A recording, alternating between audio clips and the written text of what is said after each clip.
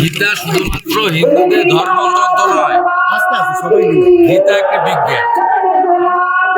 গীতা যত পড়বেন, গীতা থেকে যত গ্রহণ করবেন, ততই পরিপূর্ণ মানুষ হতে পারে। গীতা একটি বিজ্ঞান, আন্তর্জাতিক বিজ্ঞান।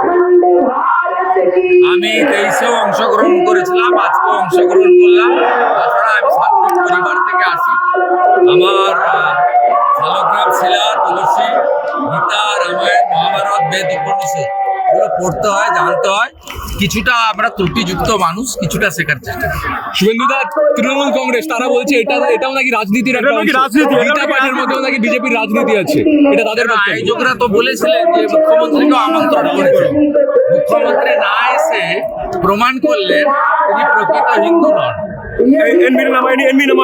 আয়োজকরা বলতে পারবে কেন আমন্ত্রণ করেছিল। আমি তো মমতা ব্যানার্জিকে হিন্দু বলে মনে করি। আমি তো উনার সঙ্গে কাজ করেছি এবং উনাকে পরিত্যাগ করেছি। হিন্দু বাড়ির ছেলে হিসাবে পরিত্যাগ করেছি, কারণ তিনি সীমাহীন দোষণ, হিন্দু ধর্মকে কালচারাল প্রোগ্রামে পরিণত করা, পিতৃপক্ষে পুজো উদ্বোধনে যাওয়া এবং মহাকুম্ভকে বলা থেকে, হিন্দু ধর্মকে গন্ধা ধর্ম বলা থেকে, রাম মন্দির বিরুদ্ধে মিছিল বের করানো থেকে শুরু করে হিন্দুদের আঘাত দেওয়ার জন্য যা যা করার তিনি করেছেন, তার পুলিশ মন্ত্রিত্বে মা কালীকে প্রিজন ভ্যানে উঠতে হয়েছে। আয়োজকরা ডেকেছিলেন, কেন ডেকেছিলেন আয়োজকরা বলতে পারবেন।